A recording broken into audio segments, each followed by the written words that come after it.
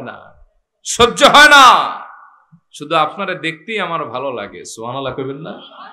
পৃথিবীর সব তৃষ্ণা আমার নিবারণ হয়, আপনাকে দেখার যে তৃষ্ণা, যে আবেগ, এটা আমার কখনো কমে না। ও নবী, আমার এখন ভয় লাগে। সাহাবী বুঝাতে চাইলেন, আমি আপনার সাহাবী, দুনিয়ায় আপনি আমারে ভালোবাসেন, দৌড়ে এসে আপনারে দেখা যায়, আপনি আমারে আদরও করেন। আমার ভয় লাগে আমি আপনাকে হারানোর বেদনায় ভুগতেছি। ওয়াইযা যাকারতু মাউতি ওয়া মাউতাক আরাফতু আন্নাকা ইযা দাখালতাল জান্নাতা রুফি'তা মা'আন নবিয়্যিন। ও নবী, আমি যখন ঘরের ভেতরে বসে বসে আমার মওতের কথা চিন্তা করি আর আপনার ওফাতে মোবারকের কথা আমি ভাবি, আমি তো দেখি আপনি সরকার, সরদার, নবিউল আম্বিয়া সবার উপরে থাকবেন জান্নাতে। আমার ভয় লাগে ওয়াইদা খাশিতু আল্লাহ আরাক, আমি যদি জান্নাতে যাইও আমার কোন অবস্থা হবে তো আমি জানি না। এই দুনিয়ায় যেরকম আপনারে আমি দেখতে পারতাম, আপনার কাছে আসলে আপনি আমারে দোয়া করতেন, আমারে বলেন আমি মরণের পরে জান্নাতে কিংবা এই পুরা যাত্রায় আখিরাতের জিন্দেগিতে আগের মতো মন চাইলে আপনি রাসূলকে আমি দেখতে পাবো কিনা। দেখছেন কথাটা কি বলছে? এখন তো আপনারা দেখান আমার অটো পারমিশন, মরার পরে আমার কি হবে? আল্লাহর হাবিব চুপ করে রইলেন। জবাবটা কি দিবেন ভাবছেন, কিন্তু জবাব আল্লাহর হাবিব দিবেন এটা আল্লাহ তাআলা ফয়সালা করেন নাই, বরং আল্লাহ তাআলা নিজে আয়াতে কারিমা নাজিল করে নিজে জবাব দিয়ে দিয়েছে। ওমান ইউতি'আল্লাহা ওয়া রাসূলাহু فأولئك مع الذين أنعم الله عليهم من النبيين والصديقين والشهداء والصالحين وحسن أولئك رفيقا। আওয়াজ করে বলেন আল্লাহু আকবার। আল্লাহ জানায় দিলেন যারা আল্লাহ এবং তার রাসূলের ইতাআত করবে আর সেই সব মানুষের সাথে সম্পর্কে আবদ্ধ হবে যাদেরকে রব্বুল আলামিন নিয়ামত প্রাপ্ত করেছেন। চার দল মানুষদেরকে, এক নম্বরে নবী আলাইহিস সালামরা, দুই নম্বরে সিদ্দিকিন, তিন নম্বরে শুহাদা যারা আল্লাহর রাস্তায় শহীদ হয়ে যায়, চার নম্বরে সালেহিন নেককার পরহেজগার আউলিয়া উল কামিলিন। এই চার দল মানুষের আদর্শ যারা গ্রহণ করবে, ওয়াহাসুনা উলাইকা রফিকা, এরা একজন আর একজনের উত্তম বন্ধু হয়ে যায়। উত্তম বন্ধু দুনিয়ায় যেরকম ছিল আখিরাতেও থাকবে। আল্লাহ তাআলা জানায় দিলেন, হাবিব আপনি জানায় দেন উত্তম বন্ধুরে ভুলে না। এই দুনিয়ায় যেরকম আপনারে দেখতে পেত, কবরে কিংবা হাসরে কিংবা জান্নাতে আগের মতোই আপনারে দেখতে পাবে। এখন প্রশ্ন জাগে না, এই সাহাবীর নাম কি? জাগে? এই সাহাবী হলেন সেই সাহাবী যার নাম আব্দুল্লাহ ইবনে যায়েদ ইবনে আব্দ রব্বি, যিনি স্বপ্নে আজান দেখছিলেন। এই সেই সাহাবী। সুবহানাল্লাহ পড়ে। তাই নবীজিরে ভালোবাসলে দুনিয়ায় যেরকম নবীর ভালোবাসা পাওয়া যায়, জান্নাতেও নবীর সঙ্গী হওয়া যায়। চিল্লায় বলেন ঠিক কিনা? এবার আমরা যখন মহাব্বতের কথা বলি, কিছু মানুষ চরম ধৃষ্টতা দেখায় আমাদের সমাজে, আছে না? তকমা দেয় বেদাতি। কথা বলেন, এরকম আছে না নাই? আচ্ছা, মনে রাখবেন কিছু মানুষের নামাজ রোজা কিছু কম হইতে পারে, দেখা যাইতেছে বাহ্যিক ভাবে শরীয়তের অনেক জিনিস তার ছুটে যাইতেছে, কিন্তু ইমানি কারণে তার অন্তরে পৃথিবীর সবার চাইতে আল্লাহ এবং তার রাসূলের মহব্বত বেশি থাকতে পারে। সুবহানাল্লাহ কইতে মন চায় না? এজন্য কটাক্ষ করে আপনি নিজেরে জাহান্নামী বানায়েন না, বরং উদারতা দেখান, তার ওসিলায় আপনারও নাজাত মিলে যেতে পারে। বিশ্বাস হয় আপনাদের? আমি একটা হাদিস আপনাদের শোনাই, লিখে রাগ করবেন। বুখারীর কিতাবুল হুদুদ, হদ প্রয়োগের একটা অধ্যায় আছে, মানে শাস্তি প্রয়োগের অধ্যায়। এই অধ্যায়ের একটা হাদিস আছে ৬৭৮০ নম্বর হাদিস। কত নম্বর হাদিস বললাম? মনে রাখেন, কাজে লাগবে। অবাক হবেন, এই হাদিসটা বর্ণনা করছেন আমিরুল মুমিনিন সাইয়েদনা ওমর রাদিয়াল্লাহু তাআলা আনহু নিজে। তিনি বলেন, আন্না রাজুলান আলা আহদিন নবী সাল্লাল্লাহু আলাইহি ওয়াসাল্লাম কানা ইসমুহু আব্দুল্লাহ ওয়া কানা ইউলাক্কাবু হিমারান। সাইয়েদনা হযরত ওমর রাদিয়াল্লাহু তাআলা আনহু বলেন, আল্লাহর হাবিবের মোবারক নূরের জামানায় একজন ব্যক্তি ছিল যার নাম ছিল আব্দুল্লাহ। কি নাম? তার ডাক নাম পড়ে গেছিল গাধা, হেমার। গাধা কি মানুষ ভালো চোখে বলে না খারাপ চোখে বলে? হ্যাঁ, এই ব্যক্তির নাম ছিল আব্দুল্লাহ, কিন্তু মানুষ ডাকতো গাধা বলে। এই ব্যক্তির একটা ভালো গুণ ছিল, সেটা কি? ওয়াকানা ইউদহিকু রাসূলুল্লাহ সাল্লাল্লাহু আলাইহি ওয়াসাল্লাম। এই ব্যক্তি আল্লাহর হাবিবের হাসাতেন, নবীজির সাথে একটু রসের আলাপ করতেন, ফানি টাইপের কথাবার্তা বলতেন।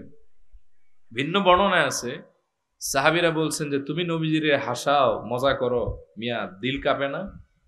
আমি আল্লাহর হাবিবের সাথে একটু মজা করে নবীজির একটু রিল্যাক্স করতে চাই। সুবহানাল্লাহ।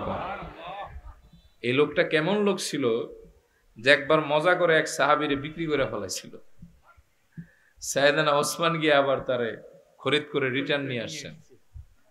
আর একটা ইন্টারেস্টিং ঘটনা হাদিসে পাওয়া যায় যে উনি একদিন বাজারে গেছিলেন, তো আরবে তৎকালীন সময় হালাওয়া তৈরি হতো, আমাগো দেশের হালুয়া না। এই হালুয়াটা তৈরি হতো তিনটা জিনিসের মিশ্রণে, দুধ, খেজুর আর মধু। কয়টা জিনিস? দুধ, মধু, খেজুর।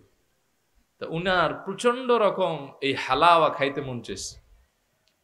পকেটের অবস্থা দেখতেছেন, যেটা আপনারা আমরা হালুয়া বলি আর কি, পকেটের অবস্থা দেখতেছেন যে খুবই খারাপ, নাজুক অবস্থা, নাজেহাল। চিন্তা করছেন খাইতেও তো মন চায়, কি করি? আল্লাহর হাবিবের নামে বাকি নিয়ে চলে আসেন, যাই নবীজির কাছে গেলে আমার খাওয়াও হবে, তারেও দেওয়া হবে, সাহাবীরাও খাবে, আর টাকা রিটার্নের একটা ব্যবস্থা হবে। প্রথম দিন উনি হালাওয়া বা হালুয়া এটা নিয়ে আসছেন রাসূল সাল্লাল্লাহু আলাইহি ওয়াসাল্লামের রওজাত, এই দরবারে নববীতে। বলেন, ইয়া রাসূলুল্লাহ, বাজারে গেছি আর আপনার কথা আমার এমন মনে পড়ছে যে হালুয়া আপনার জন্য সরাসরি হাদিয়া নিয়ে আসছি। নবীজি বললেন, আব্দুল্লাহ তুমি আমার হাদিয়া দেবা? বলি, ইয়া রাসূলুল্লাহ, জি, আপনার কথা এত মনে পড়লো যে আর খাইতে পারলাম না। নবীজি বললেন, দাও। সাহাবীর হাত থেকে নবীজি দিয়েছেন, খায়া দেখতেছেন, মাশাআল্লাহ বহুত টেস্টি। ওই সাহাবীরেও দিয়েছেন, অন্যান্য সাহাবীদেরকেও দিয়েছেন, আল্লাহর হাবিব নিজেও খেয়েছেন। কয়েকদিন পরে আল্লাহর বান্দায় নবীজির দরবারে এসে হাজির, ইয়া রাসূলুল্লাহ, একটা দেনা পাওনা ছিল, মিটাইলে ভালো হয়। নবীজি বললেন, কিসের দেনা পাওনা? বলে, আমি আপনার কাছে কিছু টাকা পাই। কবের? কিসের? ওই দিন খাইলেন, এর ভিতরে ভুলে গেলেন। নবীজি বললেন, কি বলো? ওই দিন না বললা হাদিয়া? বলে, এবার শোনেন আসল কাহিনী। আমার মতো গরিব মানুষ হাদিয়া দিবে কেমনে? আমি বাজারে গেছিলাম, খাইতে মন চাইছে, আমি জানি আমারে বাকি দিবে না, সিস্টেমে আপনার নামে নিছি। আমি জানি রহমতের নবীর কাছে নিয়ে আসলে তিনি খাবেন, আমিও খাবো, সাহাবীরাও খাবে, তিনও পক্ষ খাইছে, এখন আপনি টাকাটা দিয়ে দেন। তো এইরকম মানুষ ছিলেন উনি। তবে ওনার একটা বদগুণও ছিল।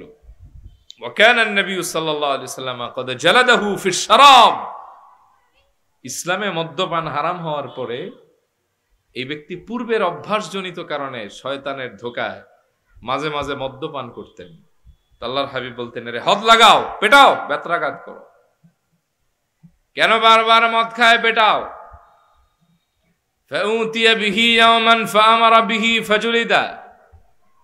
একদিন মদ্যপান করে নেশাগ্রস্ত অবস্থায় নবীজির দরবারের কাছে এসেছেন।